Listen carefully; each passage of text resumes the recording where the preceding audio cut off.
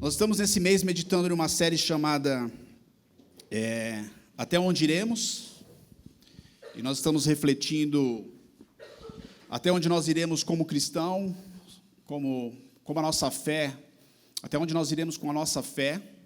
E eu penso que a resposta para essa pergunta é que só vamos avançar na nossa fé e na nossa jornada cristã, e nós só vamos estar dispostos a ir até as últimas consequências da nossa fé se nós estivermos cheios do Espírito Santo. O teólogo alemão Bultmann tem um livrinho dele chamado A Fonte da Vida, e ele diz que nós só podemos caminhar e avançar em nossa fé quando nós estamos capacitados com essa fonte de vida que é o Espírito Santo. E o Espírito de Deus é isso, né? Ele é esse sopro doador da vida, sem a qual o homem permanece espiritualmente morto e não pode avançar, não pode caminhar. Então, a resposta até onde nós iremos, ela vai depender de como estamos em relação à vida produzida pelo Espírito Santo em nós. Recentemente, a Vida Nova publicou um livro de um teólogo luterano chamado Michael Green, e o título desse livro é O Espírito Santo. E nesse livro, esse teólogo diz que a igreja cristã está cheia de gente que já ouviu falar sobre o Espírito Santo, que conhece sobre o Espírito Santo. Na verdade, se nós perguntássemos aqui a todos nós reunidos nessa comunidade sobre o Espírito Santo, acredito que pelo menos 99% das pessoas vão falar: já ouvi falar sobre o Espírito Santo, conheço o Espírito Santo, sei quem é o Espírito Santo. Mas o Michael Green diz que as pessoas, apesar de ouvirem falar sobre o Espírito Santo, terem essa noção do Espírito Santo, as pessoas não compreenderam realmente o que é esse Espírito prometido nas Escrituras, e mais do que isso, as pessoas não compreenderam que esse Espírito prometido nas Escrituras está acessível a todos nós. Que somente esse Espírito, diz o Michael Green nesse livro, que somente ele pode produzir uma diferença na vida do crente. E que, infelizmente, o crente, nos dias atuais, negligencia uma vida no Espírito. E eu acredito que essa negligência acontece pela falta de conhecimento e uma compreensão correta do Espírito Santo nos nossos dias. E é por isso que, por a falta da compreensão do Espírito Santo, de uma teologia talvez correta, é que nós... Obrigado pela dica aqui que você me deu, eu ia pisar no fio aqui, ia derrubar tudo. É por essa falta dessa teologia, desse entendimento do Espírito Santo, é que nós realmente vemos dois tipos de igrejas. Uma são as igrejas, geralmente as igrejas tradicionais, históricas, que elas até utilizam da questão do Espírito Santo no credo, nas suas confissões de fé. Então, elas acabam utilizando, acreditamos no Espírito Santo, mas elas fazem de uma forma que elas deixam o Espírito Santo um pouco no canto, meio afastado. Elas criam uma barreira para o Espírito Santo, né? O Michael Green, nesse livro dele, ele diz que essas igrejas, algumas igrejas, elas mantêm o Espírito Santo na sua declaração de fé, mas elas têm tanto medo de que o Espírito Santo vai causar algum dano em suas comunidades, em suas igrejas, que elas preferem manter o Espírito Santo ali. No máximo que ele pode aparecer é na confissão de fé da igreja. Eu mantenho a questão do Espírito Santo meio afastado. Vamos deixar esse negócio do Espírito Santo apenas no nosso credo, apenas aquilo que nós entendemos que é o Espírito. Por outro lado, nós temos as outras igrejas. As igrejas da qual eu cresci. E as igrejas pentecostais, as igrejas do reteté. E muitas dessas igrejas fazem aquilo que, no jargão clássico de um pentecostal, as meninices. Alguém sabe o que significa esse termo na igreja pentecostal? Meninice? Você sabe, Aline? Então, a meninice no jargão pentecostal é quando você tem essas loucuras, meu Deus, quando o pessoal começa a fazer essas loucuras, quando tem essa questão do reteté, quando eles acabam perdendo a questão do controle, né, do Espírito Santo, e aí começa aquelas gritarias. Você passa em algumas igrejas, tem aquela gritaria, aquela bagunça toda, os caras pulando. E isso cada vez está pior, né? Recentemente, na época dos Avengers, aí, eu vi um vídeo de um cara que ele tinha lá o poder do Espírito Santo, ele estava cheio do poder do Espírito Santo, então ele fazia assim na igreja. Pá! Ele puxava a galera. E a galera vinha. Aí ele fazia assim, o cara pulava e parava no ar, meio efeito meio Matrix, assim. Eu vi um negócio, o cara vinha correndo, ele colocava a mão e o cara parava no ar, assim, e tal. E ele colocava isso como se fosse cheio do Espírito Santo. E, na verdade, não tem nada a ver com o Espírito Santo isso. Na verdade, é um maluco e que está... Geralmente, se utilizam dessas coisas, inclusive, para enganar as pessoas e realmente, às vezes, até roubar as pessoas, né? O que a gente tem visto são pessoas utilizando da fé para roubar, falando que tem dons e algumas coisas assim. E aí, como nós ficamos em relação a isso? A nossa tendência é que, quando nós vemos, de um lado, as igrejas que geralmente são as igrejas conhecidas por uma maior teologia, dizendo que o Espírito Santo foi aquilo que aconteceu, mas mantém ele ali quietinho. Do outro lado, nós começamos a olhar essas loucuras. E aí a nossa tendência, em muitos momentos, é ficar cético em relação ao Espírito Santo e manter realmente a ideia dele quietinho no canto, ele não pode fazer nada ali. Deixa ele, nós acreditamos, nós vamos utilizá-lo no credo. Quando nós aqui, todo domingo, nós falamos do credo apostólico, nós cremos no Espírito Santo, e tal, mas a gente mantém ele ali e nós não queremos que ele cause bagunça nos nossos cultos. Por esse motivo, Michael Green sugere em seu livro que nós devemos buscar uma compreensão correta do Espírito Santo, porque somente com essa compreensão o Espírito Santo pode trazer vida e edificação para o corpo de Cristo e nós podemos avançar como igreja.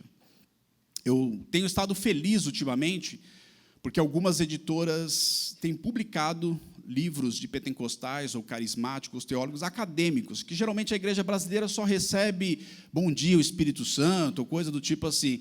E, recentemente, nós temos recebido, em língua portuguesa, bastante teólogos acadêmicos ali. Tem algumas editoras que estão publicando isso, e agora a gente pode ter uma edificação para a igreja de ter um equilíbrio em relação ao Espírito Santo. A gente pode ter um diálogo mais honesto em relação ao Espírito Santo em nossas igrejas aqui no Brasil. Para ter essa edificação e essa compreensão do Espírito.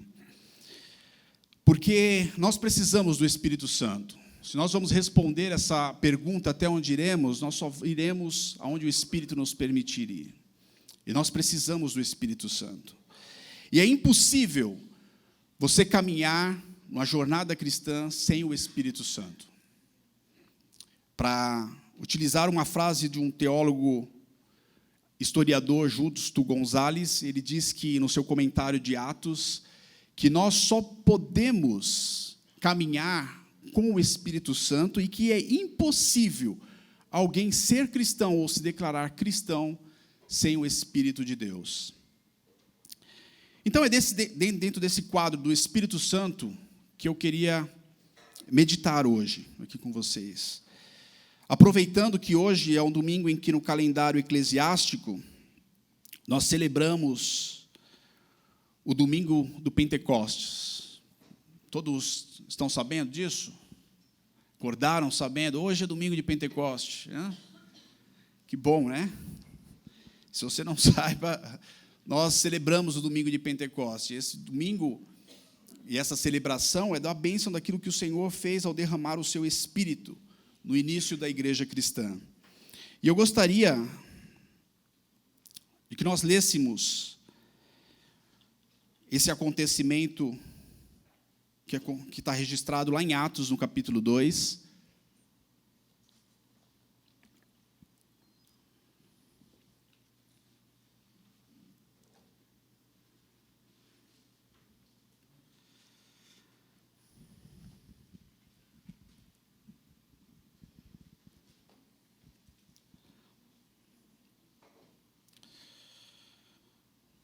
Atos capítulo 2, versículo 1. Diz assim: no dia de Pentecostes, todos estavam reunidos em um só lugar. De repente veio do céu um som, como de um poderoso vendaval, e encheu a casa onde todos estavam sentados. Então surgiu algo semelhante a chamas ou línguas de fogo, que pousaram sobre cada um deles. Todos ficaram cheios do Espírito Santo e começaram a falar em outras línguas, conforme o Espírito os habilitava. Naquela época, judeus devotos de todas as nações viviam em Jerusalém. Quando ouviram o som das vozes, vieram correndo e ficaram espantados, pois cada um deles ouvia em seu próprio idioma. Muitos admirados exclamavam: Como isso é possível? Estes homens são todos galileus, e, no entanto, cada um de nós os ouve falar em nosso próprio idioma. Estão aqui partos, medos, elemitas, habitantes da Mesopotâmia, da Judeia, da Capadócia, do Ponto, da província da Ásia, da Frígia, da Panfilia, do Egito e das regiões da Líbia, próximo a Cirene, visitantes de Roma, tanto os judeus como convertidos ao judaísmo, cretenses e árabes, e todos nós ouvimos essas pessoas falarem nossa própria língua, sobre as coisas maravilhosas que Deus fez. Admirados e perplexos, perguntaram uns aos outros: que significa isso? Outros, porém, zombavam e diziam: eles estão bêbados. Então Pedro deu um passo à frente com os 11 apóstolos e dirigiu-se em alta voz à multidão: ouçam com atenção, todos vocês, povo da Judeia e habitantes de Jerusalém, escutem-lhes o que eu digo. Essas pessoas não estão bêbadas, como alguns de vocês pensam, pois são apenas 9 horas da manhã. Pelo contrário, o que vocês estão vendo foi predito há tempos pelo profeta Joel. Daí ele faz a leitura e uma citação do profeta Joel. Nos últimos dias, disse Deus, derramarei meu espírito sobre todo tipo de pessoa. Seus filhos e suas filhas profetizarão. E os filhos terão visões, e os velhos terão sonhos. Naqueles dias derramarei meu espírito até mesmo sobre servos e servas, e eles profetizarão. Farei maravilhas em cima, no céu, e sinais embaixo, na terra, sangue, fogo e nuvens de fumaça. O sol se escurecerá e a lua se tornará vermelha como sangue, antes que chegue o grande e glorioso dia do Senhor.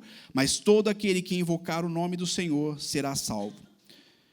Povo de Israel, continuou Pedro, escute, Deus aprovou publicamente Jesus, o Nazareno, ao realizar milagres, maravilhas e sinais por meio dele, como vocês bem sabem.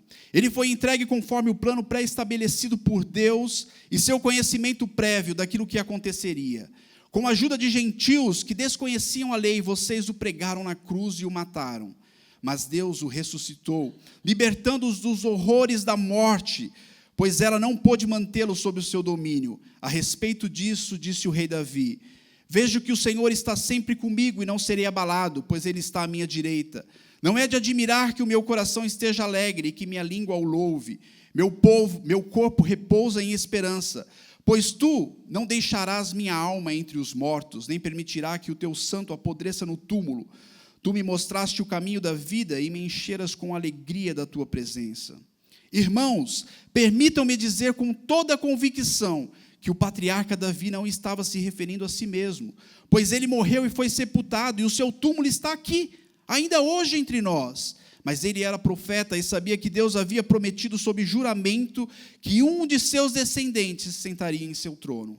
Davi estava olhando para o futuro e falando da ressurreição do Cristo, que não foi deixado entre os mortos, nem o seu corpo apodreceu no túmulo. Foi esse Jesus que Deus ressuscitou, e todos nós somos testemunhas disso. Ele foi exaltado ao lugar de honra, à direita de Deus, e conforme havia prometido, o Pai lhe deu o Espírito Santo, que ele derramou sobre nós, como vocês estão vendo e ouvindo. Pois Davi não subiu ao céu, e no entanto ele disse: o Senhor disse ao meu Senhor: senta-se no lugar de honra à minha direita, até que eu humilhe seus inimigos e ponha debaixo dos seus pés. Portanto, saibam com certeza todos em Israel, que esse Jesus que vocês crucificaram, Deus fez Senhor e Cristo. As palavras partiram o coração dos que ouviam, e eles perguntaram a Pedro e aos outros apóstolos: irmãos, o que faremos? Pedro respondeu: vocês devem se arrepender para perdão de seus pecados, e cada um deve ser batizado em nome de Jesus Cristo. Então receberão a dádiva do Espírito Santo. Essa promessa é para vocês, para seus filhos e para os que estão longe. Isso é para todos que forem chamados pelo Senhor nosso Deus. Pedro continuou a pregar, advertindo com insistência seus ouvintes: salvem-se dessa geração corrompida. Os que acreditavam nas palavras de Pedro foram batizados, e naquele dia houve um acréscimo de cerca de 3.000 pessoas. Todos se dedicavam de coração ao ensino dos apóstolos, à comunhão, ao partir do pão e à oração. Havia em todos eles um profundo temor, e os apóstolos realizavam muitos sinais e maravilhas. Os que criam se reuniam num só lugar. compartilhavam tudo o que possuíam, vendiam propriedades e bens e repartiam o dinheiro com os necessitados. Adoravam juntos no templo, diariamente, reuniram-se nos lares para comer e partilhar do pão com grande alegria e generosidade, sempre louvando a Deus e desfrutando a simpatia de todo o povo. E a cada dia o Senhor lhes acrescentava aqueles que iam sendo salvos. Senhor Deus, nós lemos a Tua palavra e o registro desse maravilhoso acontecimento, que foi quando o Senhor derramou sobre a Tua igreja, no início da Tua igreja, o Teu Espírito. E nós cremos, ó Deus, que o Teu Espírito é derramado sobre as nossas vidas ainda hoje, como diz essa promessa. E nós queremos meditar nela, através do Teu Espírito, que Ele abra os nossos olhos, como igreja, para que possamos ver a luz do Senhor, em nome de Jesus. Amém. Gente, me perdoem, toda hora acho que eu vou tomar água, acho que eu fiquei meio traumatizado com esse negócio da pedra, então se eu parar um pouquinho para beber água aqui. E o problema não está sendo isso, tomar água, o problema é a saída da água. Essa está sendo a minha maior dificuldade no momento, orem por isso. Inclusive eu falei com um amigo esses dias, falei assim, eu nunca pensei que iria glorificar a Deus ao urinar, ao ir no banheiro, hein? E mais do que isso, eu falei para ele assim, se você for fazer isso agora, lembre-se de mim em suas orações. Toda vez que você for ao banheiro, lembre-se lá, Senhor, toma conta lá do Silmar, ajuda ele a tirar essa pedra aí. Esse catéter, eu não sei quantos já usaram esse tipo de catéter aqui, mas ele parece, eu sei de alguns aí, o Henricão usou por um bom tempo. É um tipo de catéter que parece a hora que você está urinando, que você está tomando uma facada aqui do lado, né? Mas Deus é conosco. Se eu estivesse falando em uma igreja pentecostal, teria alguém pulando aqui, falando amém, aleluia, é isso aí. Vamos lá. Esse registro foi feito por Lucas que escreveu os 2 livros, é um livro na sequência do outro, o Evangelho de Lucas e depois a sua continuação em Atos. E alguns teólogos dizem que uma das características daquilo que eles chamam da teologia lucana é mostrar que Lucas tinha em mente o reino de Deus. Que o reino de Deus iniciou em Jesus e se estendeu à sua igreja através do Espírito Santo como uma missão. Ian Marshall, um grande teólogo escocês do Novo Testamento, ele tem uma teologia publicada aqui do Novo Testamento pela Vida Nova. Ele diz que a teologia de Atos é essencialmente a teologia da missão. Ou seja, Atos descreve a missão da igreja primitiva, que continua sendo a missão da igreja do hoje. Então, Atos é esse livro que mostra como a igreja iniciou, e ali, nesse livro, foi registrado esse acontecimento do Pentecostes. O contexto do Pentecostes é que os discípulos estavam reunidos, Jesus havia sido morto, tinha ressuscitado, e antes de subir aos céus, reuniu o seu povo e disse assim, olha, vocês fiquem aqui em Jerusalém, esperem aqui em Jerusalém, porque eu vou vai descer sobre vocês do céu um poder que vai os capacitar a serem testemunhas do que está acontecendo, tanto aqui em Jerusalém, na Judéia, em Samaria e até os confins da terra. Esse descer sobre vós, alguns teólogos utilizam isso, aqueles que fazem o uso do Novo Testamento, do Antigo Testamento e do Novo Testamento, eles dizem que isso é uma promessa daquilo que eles tinham em mente, como o judeu tinha em mente, do reino de Deus, que nos últimos dias, quando se falasse que Deus derramaria o seu Espírito, eles estariam falando sobre o reino de Deus.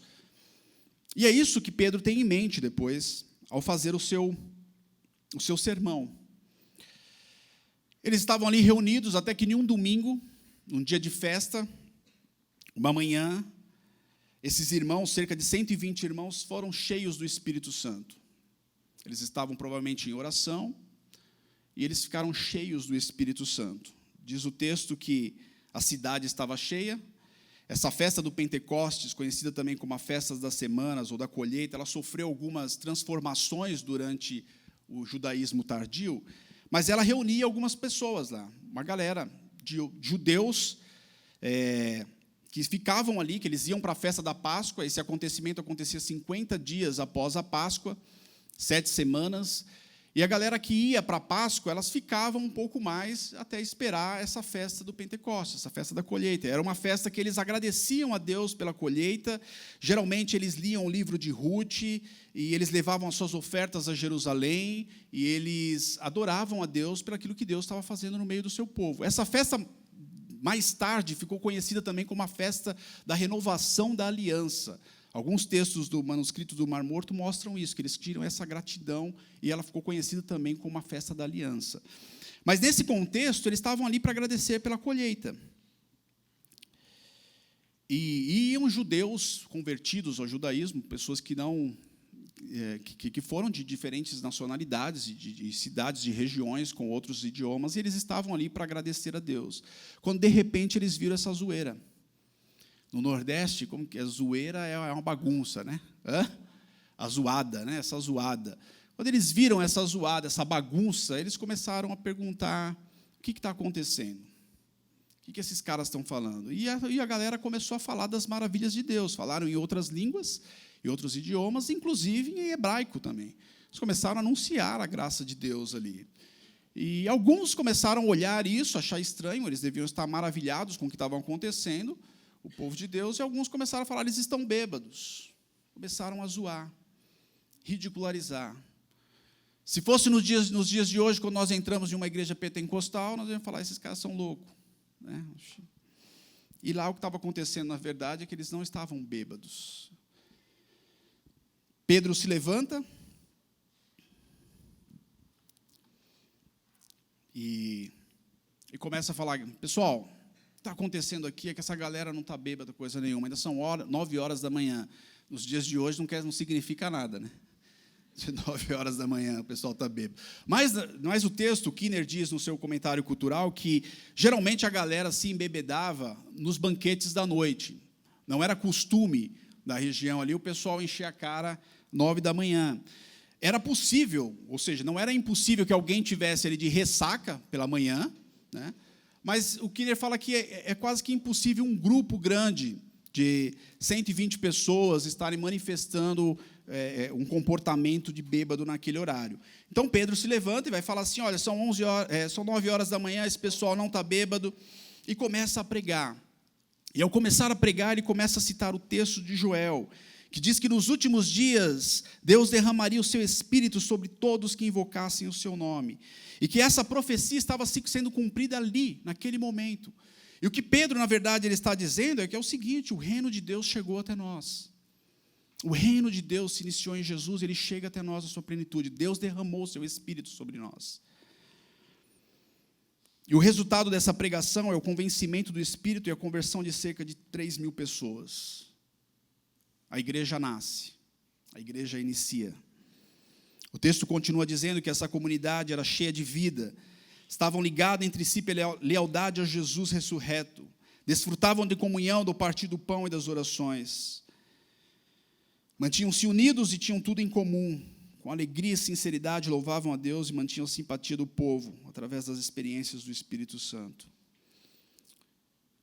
Nasceu a igreja. Nasceu aquilo da qual nós temos como herança. Nasce um povo com uma lei que não era mais escrita em tábuas, mas agora no coração. Nasce um povo com uma missão, como diz John Stott, uma missão da evangelização para a construção do corpo de Cristo. E que essa missão só pode ser cumprida no poder e na marca do Espírito Santo. Há um pastor conhecido, foi conhecido no Brasil pelos seus sermões expositivos, Martin Lloyd Jones. Na exposição dele desse texto, ele disse que o que Pedro estava fazendo ali e o que o Espírito capacitou a ele foi uma mensagem de vida que não era possível pelo intelecto, pela boa vontade, por boas ideias, por uma ótima oratória ou com qualquer outra técnica de pregação. Pedro foi usado pelo Espírito e o Espírito convenceu aquelas pessoas a se converterem. Porque quando nós olhamos e notamos a mensagem de Pedro, nós não vemos nada realmente espetacular, né? Pedro, inclusive, chega para um pessoal lá e fala: vocês são assassinos, assassinaram Cristo. O pessoal não... Eu acho que na plateia, se chegar com um sermão desse aqui, o pessoal não curte muito. Vocês mataram Jesus, vocês são assassinos. E aí ele começa a falar aquilo que o povo já conhecia, leu a palavra de Joel. Aqueles homens estavam acostumados com esse tipo de palavra. Mas o Espírito Santo fez a diferença naquele momento. E abriu a mente daqueles homens. E eles começaram a gritar: irmãos, o que nós faremos? E Pedro falou: se arrependam-se.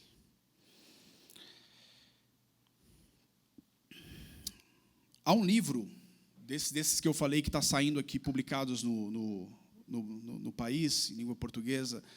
Há um pastor teólogo que eu tenho curtido muito, chamado Greg Kinnear. E há um livro dele que saiu ano passado pela Vida Nova, chamado O Espírito na Igreja. E o Kinnear fala um pouco sobre essa questão do que aconteceu no Pentecostes, e ele enfatiza que o Espírito que capacitou Jesus e que depois capacitou Pedro, ainda nos capacita. Está disponível a nós, a nos capacitar na obra do Espírito Santo.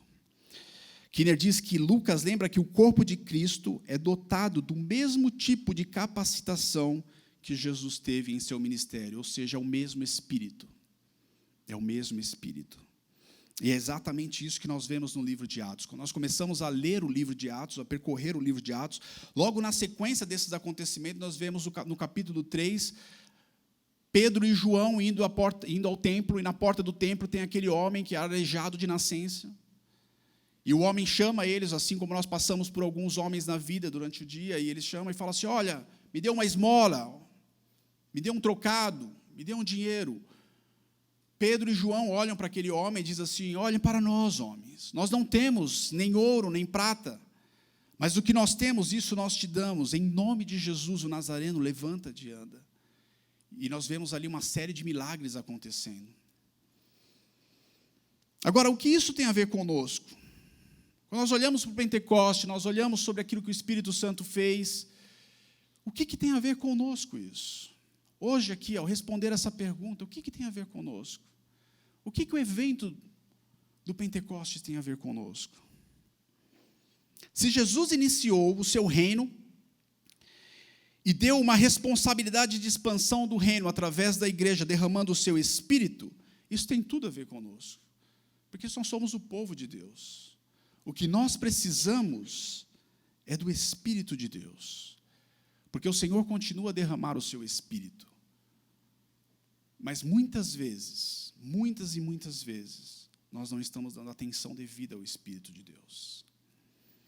Conversando recentemente com algumas pessoas, eles falaram: por que você acha que não acontece mais milagres, maravilhas e sinais como aconteciam no passado?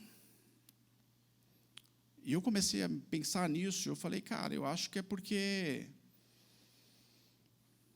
Dei uma resposta para a pessoa. Um pouco antes de nós falarmos sobre isso, nós estávamos conversando sobre séries na TV.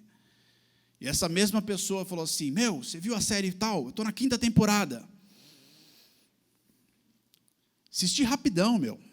Aí eu falei: caralho, quantos episódios tem por temporada? 24, é rapidinho, 40 minutos, tal, estou na 5ª temporada. E aí, quando ela perguntou isso, eu falei: talvez porque nós estamos gastando tempo com outras coisas. Nós não estamos ouvindo a Deus. Não estou falando que é proibido série, nada disso, mas nós não estamos buscando mais Deus. Quantos de nós, sendo sinceros,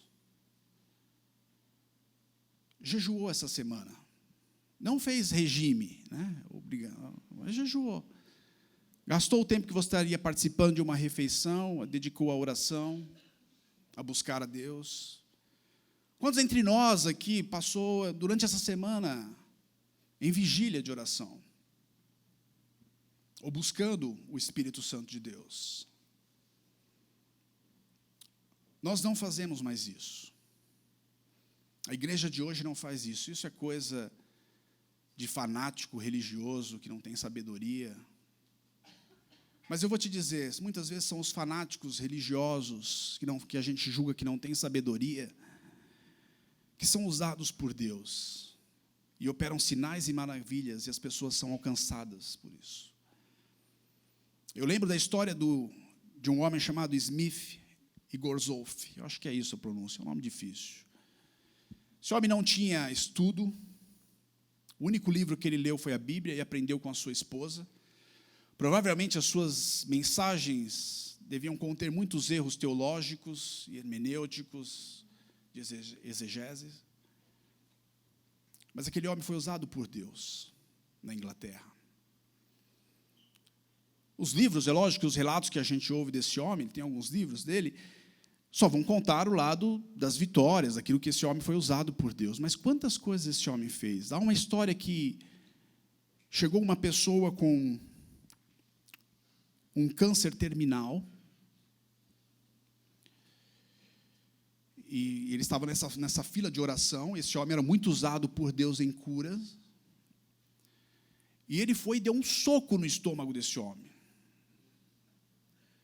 Pensa um negócio desse, cara. Você chega lá, o cara foi com o médico, diz o relato, estava indo com o médico, era a última esperança, ele chega lá e o homem dá um soco no estômago dele. Pá! O homem cai. O médico começa a acusar ele, fala assim: você é louco, olha o que você fez. Diz o relato que esse homem levantou depois de um tempo, bem, e os exames comprovaram que esse homem foi curado. Smith Wigglesworth, eu estou dizendo isso, não estou falando que todo mundo tem que dar saindo soco em todo mundo aí, porque, pelo amor de Deus, o que eu estou dizendo é que há homens de Deus simples que são usados por Deus porque se colocam na disposição de buscar a Deus.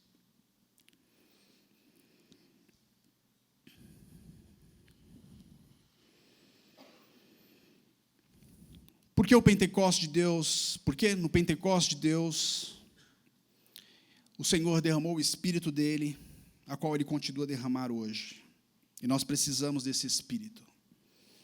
Através dele, a igreja é capaz de expandir barreiras culturais, porque o Espírito de Deus nos capacita a falarmos em nome dele e ao experimentar um antegosto do céu ainda hoje. Quando analisamos o resultado do Pentecoste, nós vemos que foram homens e mulheres simples que ficaram cheios do Espírito Santo. E o que me chama a atenção a ler Atos é que, ao ficarem cheios do Espírito Santo, eles operaram sinais e maravilhas. E tudo isso com um propósito.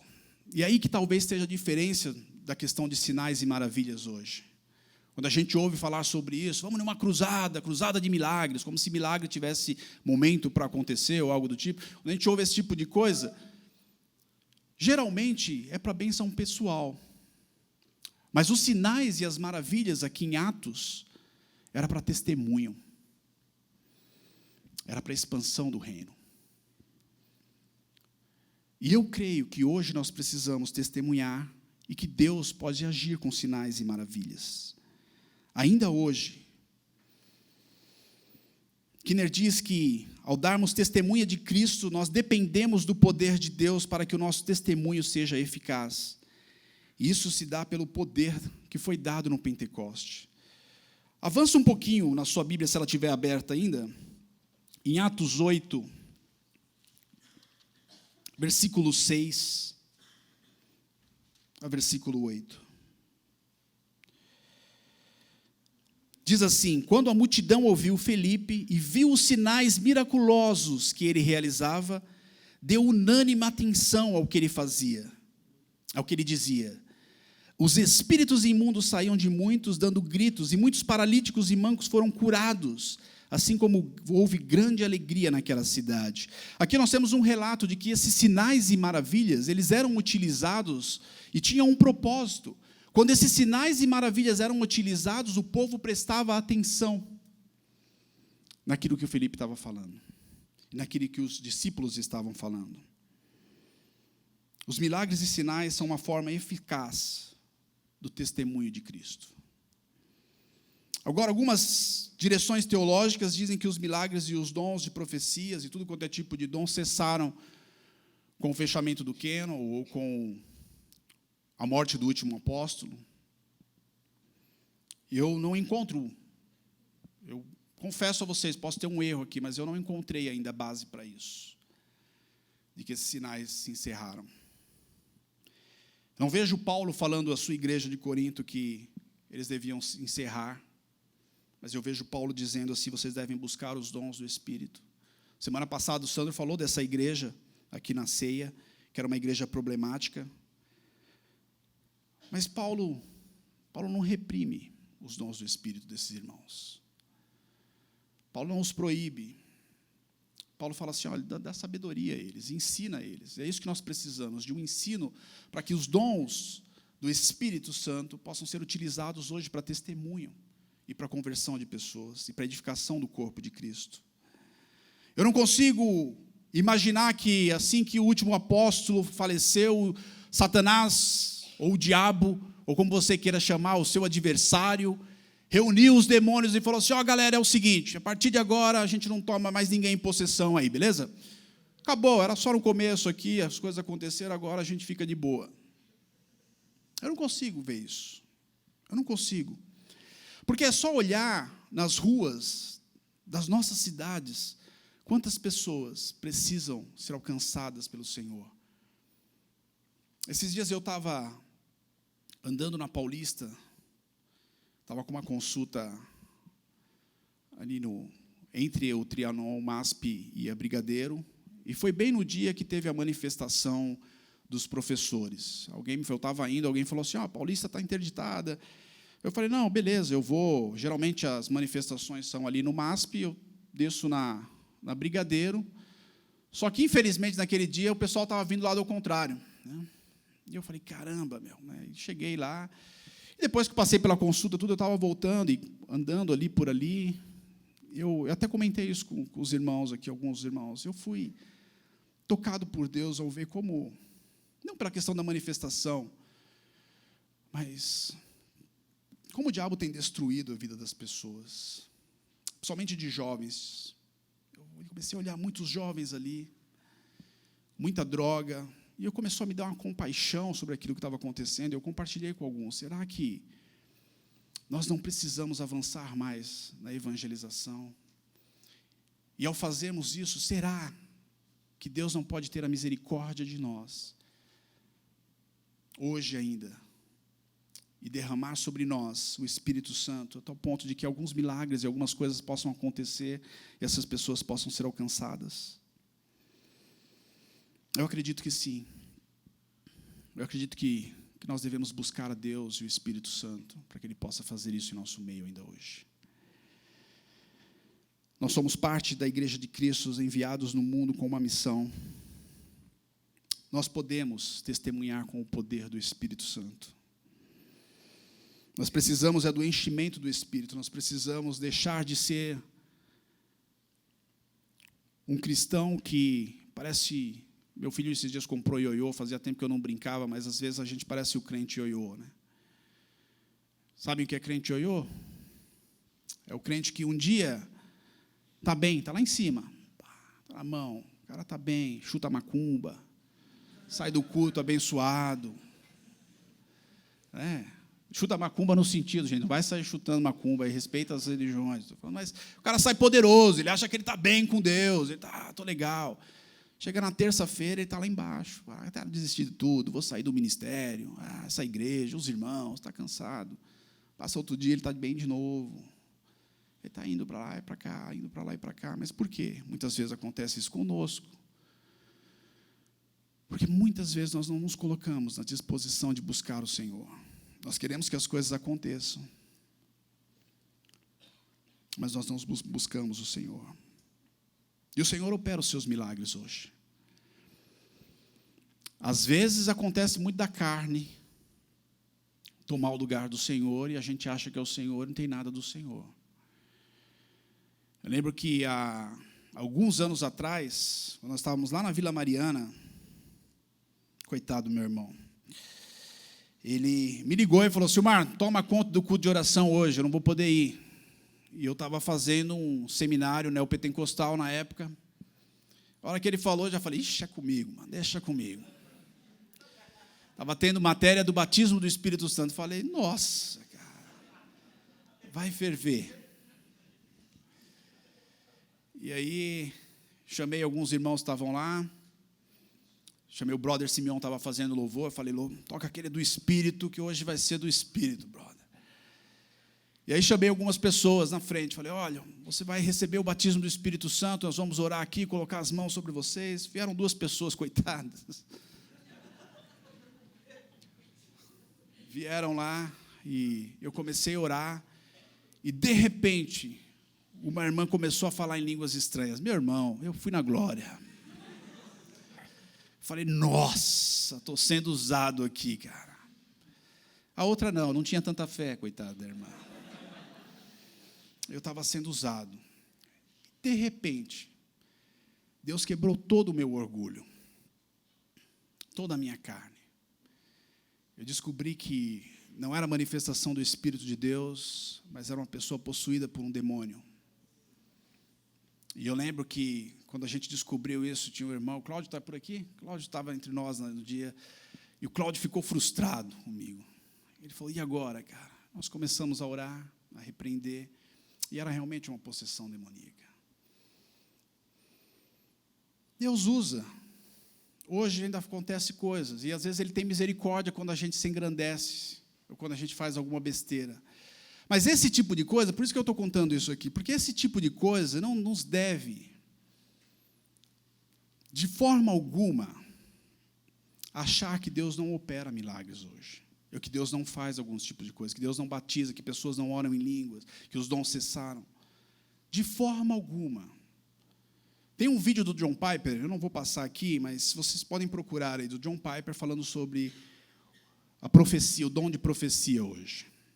Está no YouTube, se você jogar lá, John Piper, profecia, ele vai falar sobre como ele incentiva o pessoal aos dons de profecia hoje. Ele vai falar, às vezes, nós corremos o risco de alguém vir, comeu alguma coisa que não fez bem, sonhou, e vem e fala alguma coisa que não vem de Deus. Mas, às vezes, não é isso que Paulo fala, que nós devemos julgar as profecias. Não significa que a profecia acabou. Não tem isso. O que existe é que nós precisamos do Espírito Santo em nós hoje. Precisamos buscar o Espírito. Sem medo daquilo que o Espírito pode fazer. Sem o medo de quando você vai numa igreja mais reteté, e eu cresci numa igreja assim, e eu lembro que minha mãe me levava nesses cultos da semana, e esses eram os piores.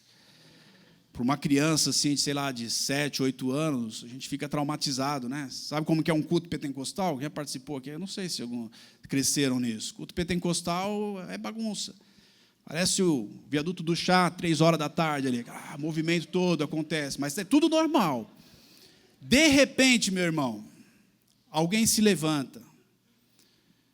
Sabe como camelô, quando está vendendo alguma coisa lá na Cel? Eu trabalhei muito tempo lá, o cara, 3 pilhão real, 3 pilhão real, 3 pilhão real. Está tudo normal, o cara está vendendo ali. Uma palavra muda tudo. Olha o rapa. Igreja pentecostal, a mesma coisa. Está lá acontecendo o culto. De repente, o irmão pega um microfone. Igrejinha de 50 metros. O microfone não é esse aqui, não, que para aqui assim. O cabo, Deus faz um milagre. O cabo vai para tudo quanto é lugar. Ele para na frente do irmão. Não tenho dom, não, irmão. Parou na frente do irmão. Rapaz, a igreja fica aquele desespero, começa a pular. O irmão não, o irmão está morrendo de medo. Eu lembro que acontecia isso comigo. Senhor, não revela não, Senhor. O irmão fica com medo. Mas a igreja toda está naquela expectativa do que vai acontecer. Às vezes o irmão revela alguma coisa, às vezes não. Às vezes é da carne. Então, o que eu quero dizer com tudo isso, desculpa as brincadeiras de quem tem o dom, eu acredito nos dons. Eu quero dizer que nós devemos buscar o Espírito Santo para testemunho, gente. O André falou aqui a semana passada de Estevão. Estevão estava cheio do Espírito Santo. Se ele foi até as últimas consequências, ele foi porque estava cheio do Espírito Santo. Mas só para finalizar, eu quero dizer que, mais do que ter esse foco e buscar os dons do Espírito para testemunho, e sinais e maravilhas, o Pentecoste também cria algo importante em nossas vidas. A vinda do Espírito Santo produz dons, mas produz especialmente frutos. O Espírito Santo é o Espírito de Jesus, é o Espírito que é amor. E nós não podemos ser uma igreja que busca os dons do Espírito se nós formos uma comunidade em que nós vemos os nossos irmãos passando necessidades e nós não fazemos nada em relação a isso. Nós não podemos ser uma comunidade cheia do Espírito quando assistimos irmãos nossos passando fome, vivendo em solidão. Atos 32 a 36. Abra sua Bíblia, volta aí em Atos 32 a 36. Atos 4, 32 a 36. Todos os que creram estavam unidos em coração e mente. Não se consideravam donos dos seus bens, de modo que compartilhavam tudo o que tinham. Com grande poder, os apóstolos davam testemunho da ressurreição do Senhor Jesus, e sobre todos eles havia grande graça. Entre eles não havia necessitados, pois quem possuía terras ou casas vendia o que era seu e levava o dinheiro aos apóstolos para que dessem aos que precisavam de ajuda. Eles tinham dons do Espírito. Sinais e maravilhas os acompanhavam. Mas eles tinham o fruto do Espírito no coração. Os milagres precisam ser acompanhados do amor e da compaixão. Nós não podemos separar as duas coisas. Quando nós oramos para Deus manifestar o seu Espírito, nos encher com o seu Espírito, nós também devemos orar para que Deus nos dê um coração de compaixão. E talvez o maior milagre que Deus precisa fazer na sua igreja e no seu povo é que os crentes vivam cheios do Espírito Santo, mas com o fruto do Espírito Santo. A comunidade cresceu, a igreja nasceu ali, mas todos os crentes tinham tudo em comum. Tudo em comum não significa que todos mudaram para moradias comunitárias ou que passaram a morar juntos na rua. Não tem a ver com isso.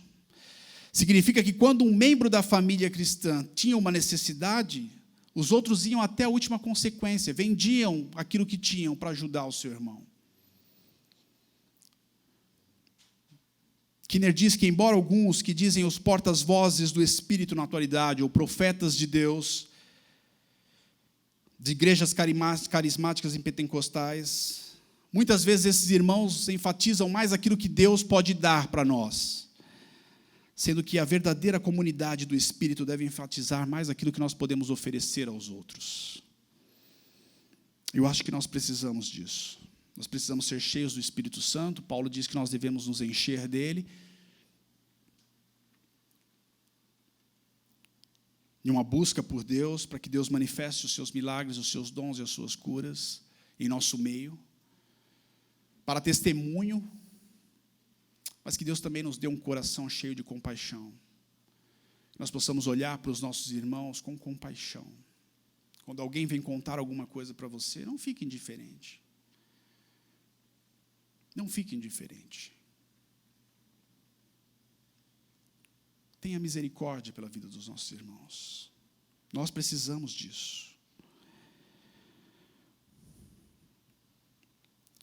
Ser cheio do Espírito Santo significa permitir que Jesus tenha o pleno controle das nossas vidas, de maneira que sejamos conscientes disso. Não é uma experiência sentimental ser cheio do Espírito.